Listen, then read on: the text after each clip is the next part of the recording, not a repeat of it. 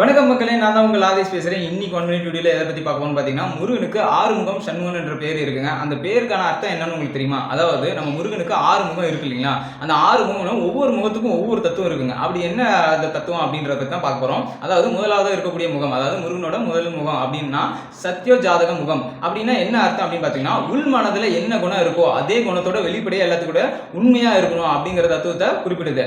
அடுத்ததாக இரண்டாவது முகம் வாமதேவ முகம். அது என்னன்னு பார்த்தீங்கன்னா, காக்கும் கடவுளான மகாவிஷ்ணு இருக்காருங்களா, அவரோட அம்சமா இருக்கக்கூடிய முகம் அப்படின்னு குறிக்கப்படுகிறது. அடுத்ததாக பார்த்தீங்கன்னா மூன்றாவது முகம் அகோர முகம். அது என்னன்னா சூரபத்மனை வதம் செய்த முகம் அப்படின்னு சொல்லப்படுது. அடுத்ததாக பார்த்தீங்கன்னா நாலாவது முகம் தத்புருஷ முகம், அதாவது கோபம் தணிந்து சாந்தமாக இருக்கக்கூடிய முகம் அப்படின்னு சொல்லப்படுது. அடுத்தது ஐந்தாவதாக இருக்கக்கூடிய ஈசான்ய முகம், அதாவது தந்தை ஈஸ்வரனை போலவே இருக்கக்கூடிய முகம். அடுத்தது ஆறாவது முகம் என்ன பார்த்தீங்கன்னா அதோ முகம், அதாவது நாடி வரும் பக்தர்களுக்கு தேடி போய் அருள் புரியக்கூடிய முகம் அதோ முகம்.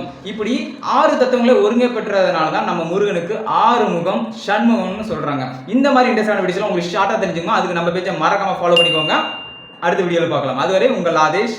நன்றி, வணக்கம்.